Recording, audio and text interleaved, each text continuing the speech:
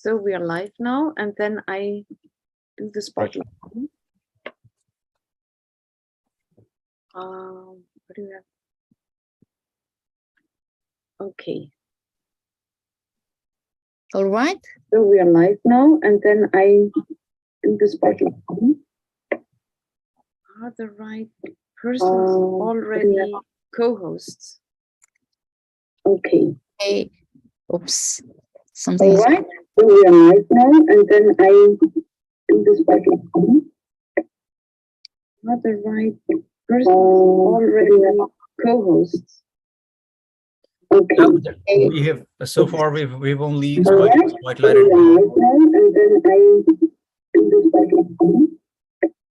Mr. George Jacobs is on. Yeah.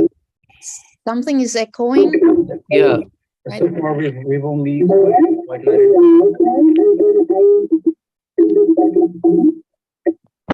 Mr. George Jacobs is on. Yeah. Something is echoing. Yeah. Right. So far we've only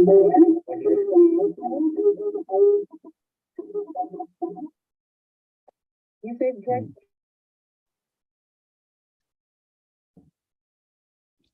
Okay, now I unmuted myself. No echo, yeah? That's better. Okay. So can I go ahead and begin, Yeah. please? Okay, so our presentation for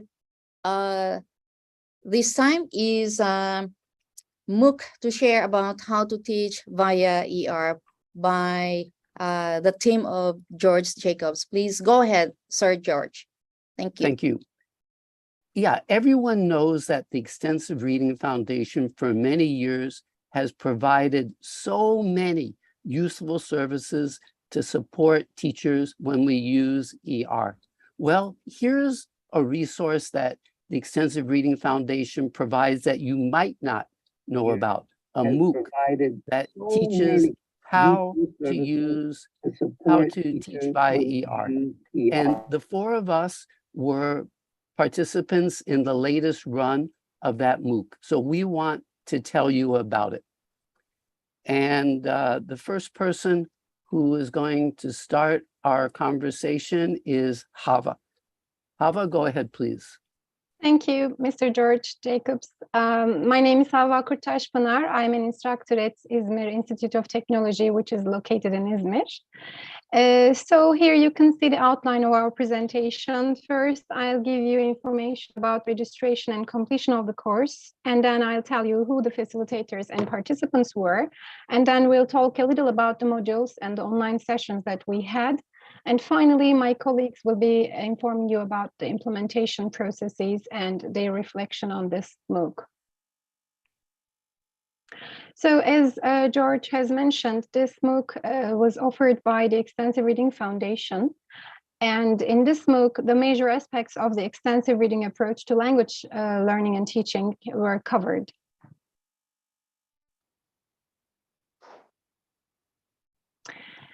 So first of all, of course, you have to register, and after you finish this 13-week MOOC, you get a certificate. You are awarded an official certificate from the Extensive Reading Foundation. But of course, first you have to complete the course. And who were the facilitators? The main facilitator, of course, was the Extensive Reading Foundation Board. But we also had as the main facilitators Helen Demirci, who really helped a lot, Thomas Robb. He was with us every week and he was very enthusiastic and very helpful. And we also had George Jacobs, who was patiently trying to answer all our questions. And also we had some other contributors as facilitators from the foundation as well. What about the participants? As for the participants, we were 6 people from 6 different countries, which included Malaysia, Myanmar, Turkey, Japan, the Philippines, and Greece. If you want to learn more about this MOOC, if you want to get some more information about pricing and everything, you can just go to this website and there you will see a lot of information. I think they still have this introductory video which is available, so you can just check those resources on this website. As I've mentioned earlier, excuse me, the module, the MOOC, sorry, took 13 weeks to complete. And for each week, we had one module. Here on the slide, you can see all these 13 modules. The first one was about extensive reading. First, we tried to understand what extensive reading was really in a sense. And then we compared it with intensive reading. We talked about the differences between intensive and extensive reading. The third module was really interesting indeed, because in this module we learned about nations' four strengths, and we learned how we can implement that, how we can use it in our extensive reading classes.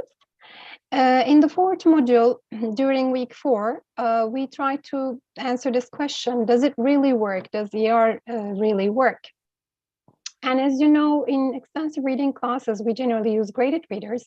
So in week 5, we tried to understand what graded readers really are. And of course, yes, having graded readers is something that is of great importance, but how will you manage your graded readers? That's what we learned in week 6, the ways of managing our graded readers, in other words. But of course, it's not all about graded readers. We can also use some other materials for extensive reading purposes. That's what we worked on in week 7. And week 8 was about more, practice-based. We tried to understand how we can start with extensive reading in our own classes. Actually, one of my colleagues will be explaining more about this. And in module 9, we tried to learn how to gauge the difficulty of graded readers, because in different, different publishers have different ways of labeling these graded readers. How should we do that? Which way should we choose, kind of? And in week 10, which was again another practice-based week, we tried to look at those activities that we can use for follow-up purposes. And in week 11, cooperative learning came into stage. It's a very hot topic in language teaching. And we try to use some cooperative learning and teaching strategies related to extensive reading. Week 12 was one of the most important weeks, because there we learned how to track and assess our students' reading, how we can do that. And again, my colleague will give us some samples, some example, practice-based examples. And in the last week, in the very final week, we learned about some other online websites which were free and which were specifically designed for reading and listening, and which we can use for extensive reading. So these were the modules, basically. For each week, we had one module. But apart from that, we also had these online meetings, Zoom meetings, which we called Nice Sunday Chat. And every Sunday, we met all together. And during these sessions, our facilitators helped us really a lot. They tried to answer all the questions that we had in our mind. Thank you. And now I'm giving the floor to Navinder. All right. Hello, good evening. Thank you, Havva. Okay, my name is Navinder, and I am from Malaysia. All right, so let me continue with the presentation. So I'm going to just give you a little more details about one of the modules. For example, if we look at module 3, the title is on the 4 strengths. So what actually happens in a module, I would say I could divide it into 5 parts, right? So this is the standard procedure of all the modules. The first one focuses on asking us for our opinion on the topic. Then it is followed by usually an input session, usually a short video. After the video, then there will be a mini quiz for us to gauge our understanding of the input. The next part will be an open-ended question session, where actually we post our understanding, or if you have any queries, then we list it down, right? So then the other participants and also the facilitators can read what we think about that particular module. So that's the 4th part. And finally, we will have the night session. All right, so like Havva said just now, the the online session is actually something that we all look forward to for a good chat. And they were very patient to answer all our questions. So that is the layout of the modules. All right, for example, let me go a little bit more detail. In this 4 strands, of course, we had the Paul Nations session, and I found it very interesting because it incorporated the input that we have on ER and how do you bring it into the classroom, right? So that's where I found the whole module very exciting because it was a very practical session. So as a practicing teacher, as a classroom teacher, we could see where we could fit ER in a proper lesson. And from here, we have the 4 nations, graph, sorry. And the next slide, we will be looking at in detail how we actually carry out a proper lesson. So here is an article by Tom Robb, and from there we can see that whatever we have done in the input session, it's linked to something that we can carry out in the classroom. So overall, I found the module very practical, very comprehensible, and a very realistic situation as a classroom teacher. Yeah, so that was really good. All right, so I think that's the breakout of the modules. So over to you, Phyu. Are you there? Yes, thank you, Navinder. Okay. And good afternoon from everyone. Yes, good afternoon from Myanmar. I am Nam Phyu Aung from Myanmar. You can call me Phyu in short. Yes. Now, let me continue our presentation. Yes. It is already mentioned that this course has intended to inform teachers about the major aspects of the ER approach to language learning. So in order to find out if I could apply this ER approach in my language teaching, yes, I review my online language teaching, which I could run. The first one is English, general English for skill course. There I added an ER class using text reading with the help of Paul. Yes. So please, can you, George? Hello, Okay, George? yeah. Hello? Click here. Yes, please. Okay, yes, click on it. Okay, thank you, George. Let me talk about this class very briefly. Yes, 9 participants from 3 different cities could participate in this course. Yes, 2 very young learners from grade 2. I divided them into 3 classes. 2 very young learners from grade 2 in class 1, and 2 young learners of grade 6 in class 2, and 5 different 5 young adult learners from different grade in class 3. Yes. And I could do this short trial for 3 months with the allowance of Paul. And the next one is speaking and vocabulary short course. Yes, here I also added an ER program. Yes, but this one I use. I don't use graded readers. I want to try with no graded readers. I want to try ER program using other reading materials. Next slide, please. Next slide, please. Just only some of the examples of our activities that could be shown here.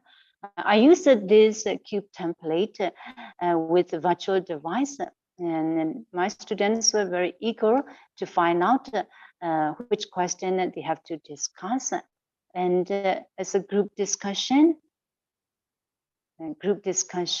yes, yeah, it's quite similar to cube template. Here they had to choose the name of the character first, and the group leader had a chance to ask the one he liked.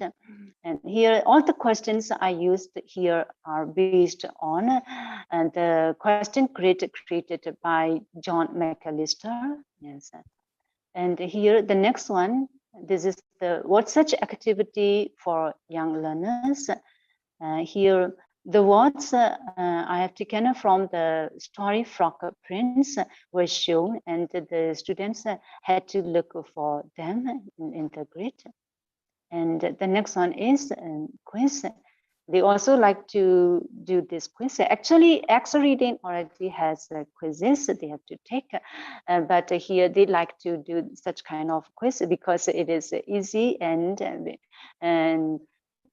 very quick to give their response. This is just the example for them. Later, I don't need to create this quiz, yes, and they can ask them each other when they could read the same book that their friend has recommended. So here they ask each other, hey, you remember the line, who said this line like this? And the next one is the pair work activity for very young learners. And so here, in order to let them know that not all the characters in the story are human beings. Yes. Next slide, please. Here, they also like to do role playing, yes, using the playlet, which are shown at the end of the story. Yes, they like to imitate the voice and the tone of the different characters from the audio. Yes, and they were very happy to play this bamboozle game. Yes, it's like a card game. Okay, please click on it. And here we can form a team 1, team 2, team 3. And when we click on that number, the quiz will pop up. Here I took a screenshot from X Reading book and prepared the quiz for them.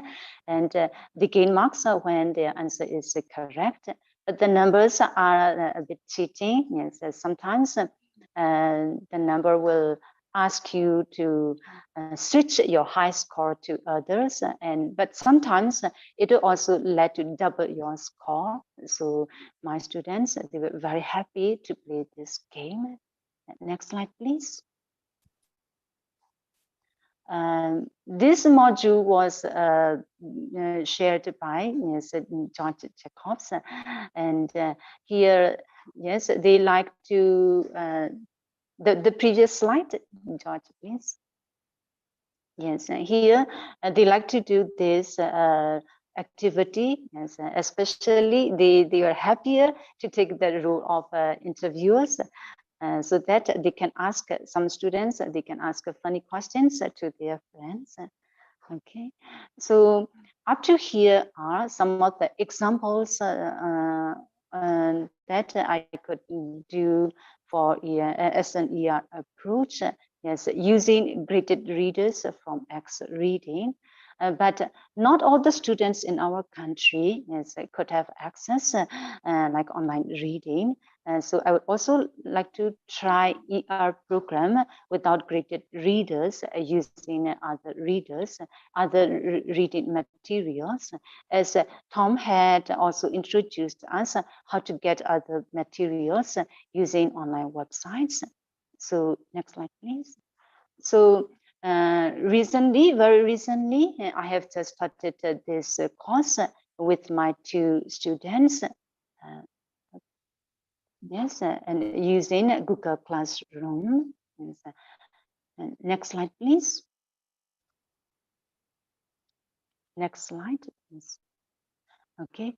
Yes, when I reviewed this course, I feel like this. It seems that this course has appeared as a result of these 4 modules. Next slide, please. Here, this is my detailed course plan using nations for strengths. All the activities are taken from the sample activities as shown in the book written by Paul Nation.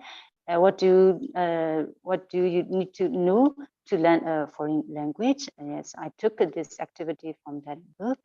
And here I prepare lots of outside classroom hours.